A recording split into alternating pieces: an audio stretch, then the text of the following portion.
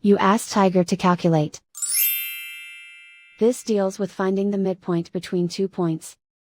The midpoint between the 2 points is negative 81, 16.5.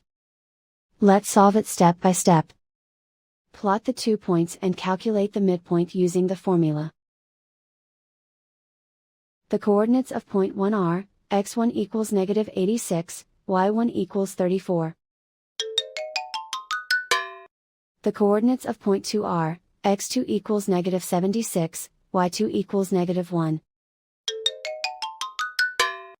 PM represents the midpoint of the 2 points.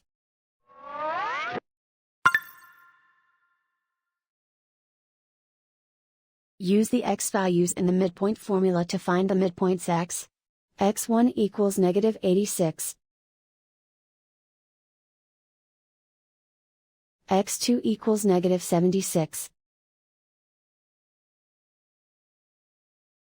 Simplify the arithmetic.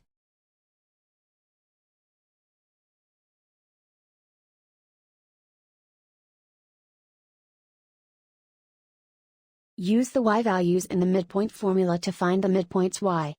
y1 equals 34. y2 equals negative 1. Simplify the arithmetic.